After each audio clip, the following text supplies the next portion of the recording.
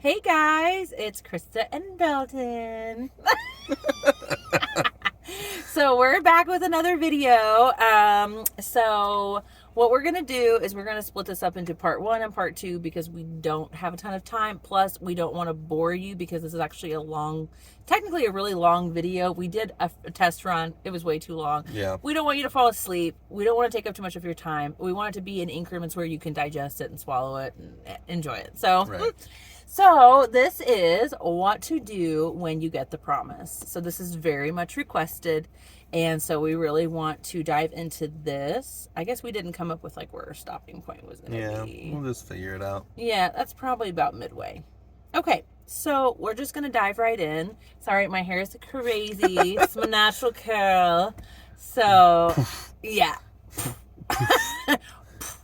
Okay, so first one is, so you get the promise. So either God, spoke to you, you received a word. I would definitely recommend going with God told you himself. That's the safest. It really is, because you don't know. This is coming from somebody who doesn't get words from people. So all I've ever gotten is from the Lord, but you can trust the Lord. You know that when he tells you something, it is the word of God. So yeah, anyway, so you get the promise that you're going to get married, or that you know who your spouse is, whatever that is. So the first thing you do is first you pray and you ask God to confirm it, because the enemy is sneaky. So really, just, I think the key to that is put any ambition that you have of what you're wanting this situation to be or look like, put it aside. Yeah. Don't start planning ahead. It's funny because I think a lot of people assumed that when they kind of found out like our story, like in our, personal lives, that like I had our kids' names planned out and I had everything planned out in our wedding and all this stuff. And that's not how it was at all. In fact, like I didn't know anything until it actually happened. I didn't get ahead of where God was. I went with him the entire way, and I took it one step at a time. I didn't go any further than what that promise was in that moment. I didn't even want to envision too much of us being together, because it was like, I don't know, I just didn't want to get ahead of myself. Yeah, and God won't reveal all of these puzzle pieces all at once either. It'd be pretty it's at least in all of the times that I've been with prophetic words or all these other things, it's not something that God gives you the who, the what, the where, the when, the why, all of these details in such a specific little package. Has it been something that he's done that before? I don't know, maybe, probably, but not in any way that I've ever dealt with personally, prophetically, anything within family matters, any of those kind of things. It's always just been in the small thing that just gives you the word of kind of being able to redirect in the area that you can kind of meet up with where God has you to be. Right. It's not something that he's going to tell you all of these things as far as all of these details. Like in the way of our story went, he only told me a specific portion of it. And it wasn't even something in the way that I misinterpreted it, or I took it in a way that I took what God said as far as actually being, these are physical characteristics, in the way that if you don't know what I'm talking about, go back and look over Right. and kind of where part two is, where I kind of explain the image of what I felt God had for me was based off a physical way that I thought was actually, the way that he actually had it in that person. And it kind of messed me up for a little bit, because I almost treated it like kind of like a criteria for a dating app would be, of like, okay, well, if it's something that she has this characteristic, then obviously all the ones that don't have this appearance or those other kind of things, it's something like, no, it's not how God works with it. And so if it's something that you're hearing or feeling like God's wanting to speak with you about it, you just really want him to be able to confirm that for you first. Absolutely. Without your own notions. Like, God already knew I loved him. Like, that was just kind of immediate. Even though I really didn't even know him, it was just immediate. But so I had to be careful. I think you have to really not impose your humanness in on his divine plan, especially in the beginning, because it's not the time. You really want that true, unfiltered, unbiased word from the Lord and guidance. And you want to be able to listen to him when he says what he's going to say to you, and not be like, well, he told me this, So I think this is what I'll do Or it next. must mean this. This is Yeah, I'm going to this read must into be this. what God has to me. God needs me to help him bring his plan to Let work. me help God be God. Let me help because him. because we've seen a lot of people do this. So we're kind of giving you the our aspect of how it actually went super smooth, but then also These are ways to these are avoid it ways to from being avoid super bumpy what too. we've seen people do, that it's like that it's just that human nature of being like, Yeah. well, I'm going to get on this ship and I'm going to steer it where it needs to go because God needs my help. Yeah. He made me for a time such as this. And it's like, no. And the other part of that too is that you don't need to be giving excuses for why God hasn't brought things within a certain time frame too. Yeah. Because like, you can end up messing yourself up of saying, okay, well, God's got this, but the fact that it hasn't happened must mean that God doesn't care or God changed. And God doesn't do that. It's like whenever I first got the word of that he was my husband, it was, so that was in October, November, December, January, February, Marchish. It's about 5 months of nothing before God said, you're getting married soon. Yeah. Like, it was like all of a sudden it was like, I'm telling you who it is, but nothing happened. And then even after that, if you guys saw part one, nothing happened. But he finally said, you're getting married soon. I didn't know what soon was. Soon would be months later, but it was still soon. But, Right. So anyway. And that's the good way of being able to prevent yourself from having to feel like you're apologizing for God or coming out for reasons why God's plan hasn't happened in your life yet is kind of in our next point, which is to keep your mouth shut. Yeah. And Don't tell that's a anyone. part where this is something that if God's revealing this to you, this is something that's really intimate, that's meant to be between him and you. A father and a daughter, or a father and a son. Right. It is his amazing divine plan for your life and the life of somebody else. And if loose lips sink ships, and if you go and you tell this incredible information to your best friend outside God's timing, or to the wrong best friend, Yeah. it can blow the whole thing up. Or And it could even prevent it from ever even happening to begin with. or it can just create an extreme delay, and it can also put so many more battles you have to fight in between you and the promise. Or like he said, it could not happen altogether. I'm not above thinking that at all. And that's why, like, when God spoke, it's funny. Oh, 222 on the odometer. Like, to anybody that are my number people out there, it's so funny. I see these numbers all the time. Anyway, but I'm gonna have to explain that to somebody sometimes. so, I know. Well, I get so many comments about it. No, the other it's people good. seeing the 222, the 333, and the 444. But yeah, so you have to just really, it is a time of extreme emotional and spiritual maturity where Right. everything God's trained you for to this time, you implement it and know that this is not a thing where you need to go and get somebody else's opinion, like, oh my gosh, God told me that Dalton's my husband. What do you think? And they're going to be like, well, I think that I'm your friend, but I think on some level I feel jealous because either I'm waiting on my promise, or I kind of have a crush on this guy, or I'm married but I'm unhappy. There's a million different human reasons where somebody would not truly, genuinely be happy for you. Now, Yeah. you're not that person, but there are other people that are. Yeah. And so to assume that everybody's going to rejoice at this incredible news is what any normal person it's a little would think. naive. But it's 100% naive, and that is not how it shakes out. No. I've seen other people be happy for other people, but like me and him, I think a lot of people are led to this channel because you're a different kind of Christian. Yeah. You've dealt with different things than what a lot of Christians have dealt with. And so, and I think anybody who knows what I'm talking about knows who you are.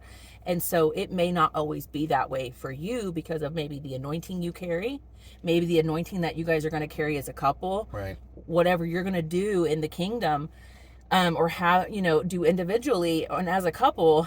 All those things are considered, and a lot of times people will just manifest.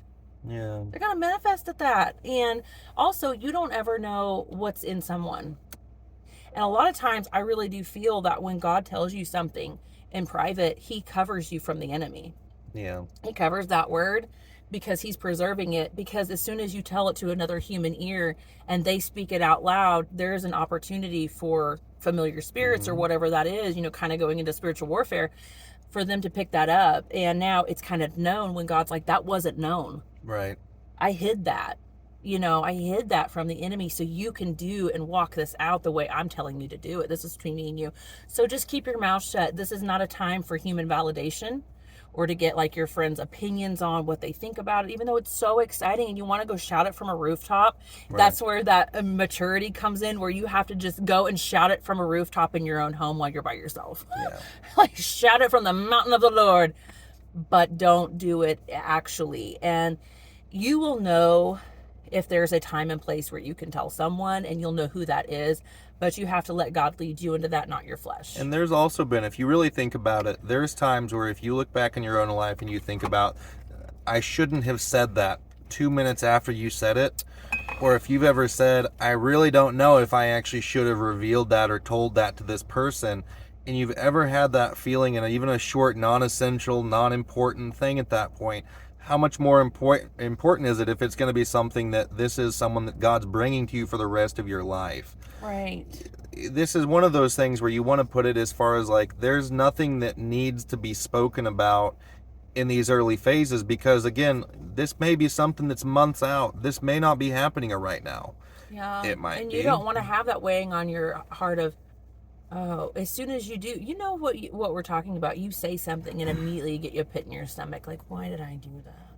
Why did I give this person? Why did I cast my pearls before swine? You know, and it doesn't mean that person's like bad. It's just they could have the they best may not- intentions, they may not but be a person still that can be just receive. slightly off from where you need to Yeah, land. they can't receive it. They can't receive it for what God intends it for, and therefore kind of defiling it in a way. So just play it safe. Keep your mouth shut. This is a time of extreme emotional and spiritual maturity. Just keep it between you and God until God releases you to do something different. Yeah.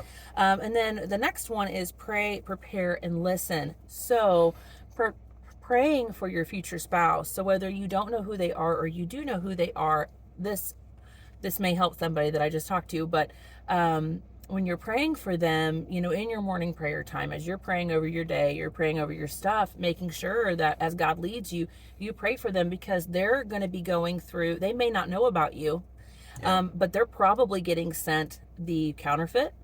They're getting sent the okay thing. They're getting a world of things being thrown at them, temptations to give up. This was a lot of what Dalton went through. Temptations to give up, thinking they missed it, maybe ties to old things in the past, because there was witchcraft involved.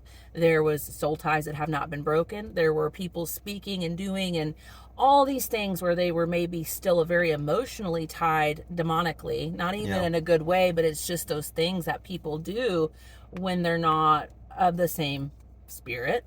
You know, where it ties them. The enemy knows how to tie you to somebody that will eventually be your demise if you don't get freedom from it, because it will emotionally and mentally torment you and tear you up and keep you from moving on to actually what God has. It'll keep you in that place through the soul ties and all of those things. So something I did was when I would pray and I'd feel led, and it's funny because I was actually praying for him long before I even remember praying for him, and I had written it down, which is funny. But I knew enough to know kind of some of the stuff he was dealing with. And so I would go in and I'd be breaking soul ties. I'd be breaking off witchcraft. I knew there was a lot of mental manipulation going on.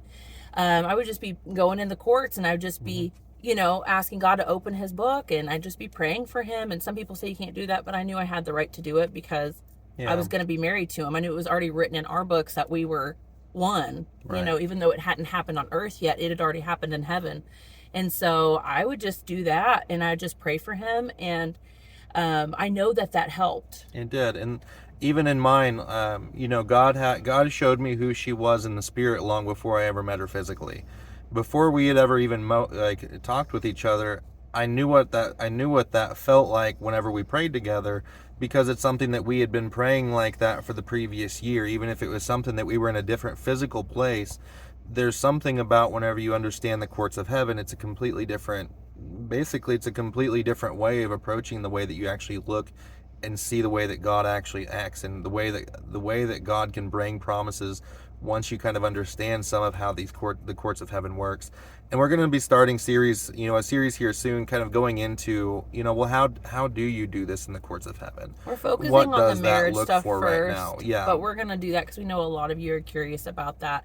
He is wonderful at explaining it. We've both been operating in it for several years, and it's changed both of our lives. Yeah, 100%. You know, I was raised in a Christian background my whole life, and I honestly don't think that until I had the understanding of the courts of heaven and how to operate in it, I honestly don't think that many of my prayers, if any at all, were really all that effective kind of previously. And Well, that's just a personal, that's me for me. That was within my walk there. It may not, that's not the way it is for just saying that you can't be effective if you don't have this. right. But there was an understanding of what God looked at with me and what the way that that relationship looked like with bringing as far as like being a son of God instead of just being someone that God favored occasionally, where it's just changing the way that I thought God viewed me and the way that God viewed those relationships really changed whenever the courts became understood. Understanding your covenant right to enter in. Yeah.